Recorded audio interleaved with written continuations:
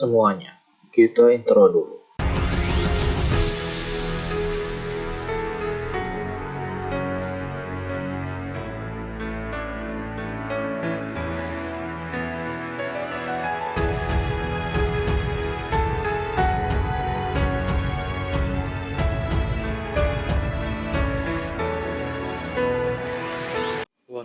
One Piece Chapter 953 Seekor Rubah dalam Penyamaran. Sebuah surat dari Hiyori untuk Kawamatsu. Kata Kawamatsu, Nona Hiyori, putri Nona Hiyori. Saat ini, Ringo, Gyukimaru pun pergi, meninggalkan Zoro dan Kawamatsu sambil membawa luka yang diterima oleh anak buah Orochi. Kata Zoro, padahal dia terluka, tapi dia tetap tidak mau menyerah. Itu si bajingan. Tempat apa ini? Bagaimanapun aku hanya perlu mengikuti jejak darahnya. Jembatan Ayahagi, kata Kawamatsu, kita harus meninggalkan tempat ini. Kata Hiyori, aku tidak percaya kalau masih ada pemburu yang mengejar. Aku penasaran siapa biksu prajurit besar yang tadi. Kata Kawamatsu, ayo naik, sulit untuk berjalan di sini. Kata Hiyori, hei, aku bukan anak kecil. Kawamatsu, kata Kawamatsu, apa benarkah? Kalau begitu kenapa kau membuat wajah kekanak-kanakan seperti itu? Dasar jahat, kata Hiyori. Kata Hiyori, aku ingin bertanya banyak hal kepadamu, tapi sebelum itu bisakah kau beritahu padaku kenapa kau ada di sini? Kata Kawamatsu, setelah kau pergi dulu, ini adalah tempat yang aku datangi untuk mengurus beberapa masalah kecil. Jika sesuatu yang buruk terjadi kepada putri,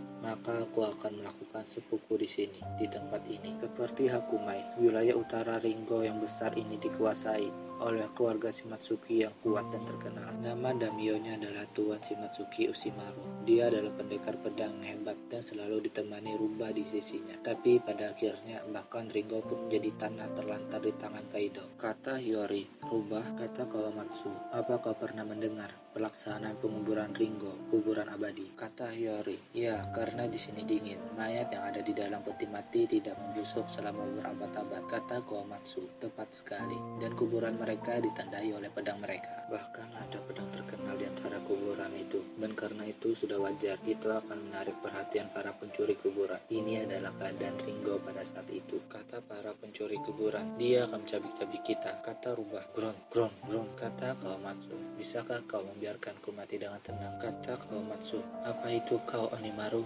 Nama dari Kawamatsu itu adalah Onimaru. Dia adalah rekan Tuan Shimatsuki Ushimaru, pendiang daimyo dari Ringo. Aku pernah bertemu denganmu sekali sebelumnya Onimaru. Tiba-tiba Onimaru jatuh pingsan karena anak panah yang tertempel pada tubuhnya. Kata Kawamatsu, apa kau melindungi tempat ini sendirian selama ini? Lebih dari 5 tahun setelah kehancuran Ringo, Onimaru terus melawan pencuri kuburan sendirian. Mereka yang lahir di Ringo akan diberikan pedang sejak lahir. Mereka hidup dengan pedang mereka, dan karena itu saat mereka mati, pedang itu akan menjadi penanda kuburan mereka. Kata Kawamatsu, lihat, aku membawa makanan. Rubah suka aburage kan? Lukamu tidak akan sembuh jika kau tidak mau makan. Kau tidak bisa melindungi kuburan mastermu jika kau mati. Tiba-tiba rubah itu makan aburage yang dibawakan oleh Kawamatsu. Setelah beberapa waktu, rubah itu pulih dari luka yang ia terima. Kata rubah itu, melihat Kawamatsu menggali kuburan. Kon-kon, jangan buat keributan. Maafkan aku, kon-kon, kon-kon, kata Kawamatsu. Aku mengerti kemarahanmu, tapi tolong maafkan aku. Tiba-tiba rubah itu menggigit tangan Kawamatsu. Kata Kawamatsu, lepaskan. Aku tidak tahu apakah kau akan mengerti, tapi aku juga tidak ingin mengganggu orang-orang yang sudah meninggal ini. Tetapi dalam 13 tahun akan ada pertempuran besar lain. Hari di mana para samurai dari negara ini akan bangkit lagi. Pasti akan datang. Saat waktu itu tiba, mereka pasti akan membutuhkan senjata. Di medan pertempuran, pedang dari mereka yang gugur akan diambil kembali oleh rekan-rekan mereka. Semangat yang ada di dalam pedang adalah apa yang membuat seorang samurai kuat,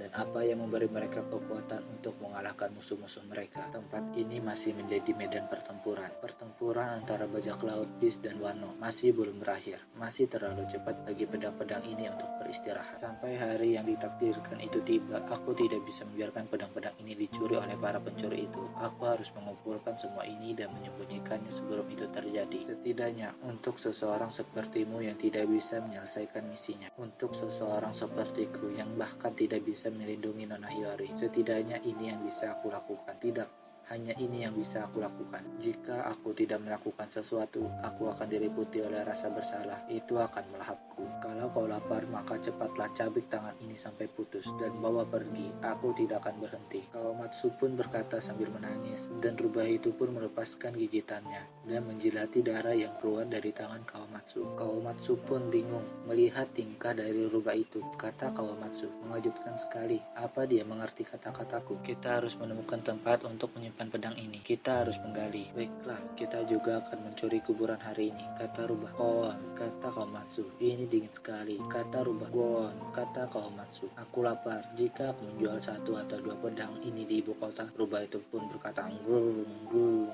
marah. Kata Kawamatsu, aku berhasil meminjam beberapa makanan. Rubah itu pun senang. Kata Kawamatsu, hei tunggu, para pencuri kuburan. Kata para pencuri kuburan, bajingan, siapa kau? Kata Kawamatsu, aku Gyukimaru dari jembatan Oihagi. Kapa. Lewat dari titik ini adalah pusat Ringo. Aku tidak akan membiarkan kalian mengambil apapun dari kuburan. Tinggalkan semua senjata kalian di sini. Setelah melakukan itu selama beberapa waktu, aku pergi ke ibu kota untuk mengumpulkan makanan, dan kemudian suatu hal terjadi yang mencegahku untuk kembali ke sini. Kata Hiyori, Gyukimaru, apa mungkin itu hanya sebuah kebetulan? Aneh sekali. Kata masyarakat kota, kita menangkap pencuri Aburage. Kata Kawamatsu, aku membuat kesalahan. Kata Hiyori, jadi apakah kau sini untuk bertemu tuan rubah itu? Kata Kawamatsu, aku tidak berharap akan menemukan Onimaru di sini. Dia pasti sudah muak menunggu. Lagi pula ini sudah 13 tahun. Aku tidak bisa membayangkan dia tetap di sini sepanjang waktu. Setidaknya jika pedang-pedang yang kami sembunyikan dulu masih ada di sana, kita harusnya punya senjata yang cukup untuk beberapa ratus orang. Tapi, kata Hiyori, Tuan Joro,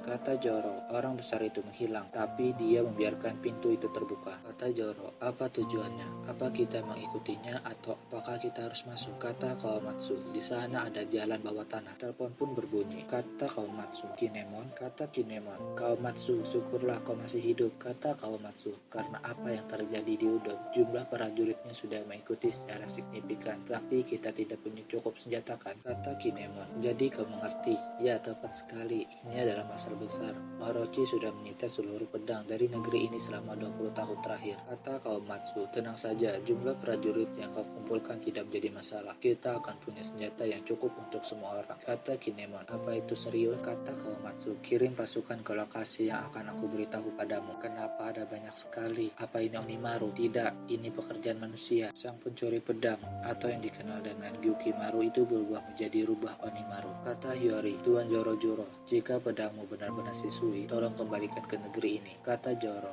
aku sudah bilang, pedang itu milikku. Kata Hiyori, aku akan memberi pengganti yang cocok. Itu adalah pedang pendiang ayahku yang diberikan kepadaku, pedang terkenal Enma.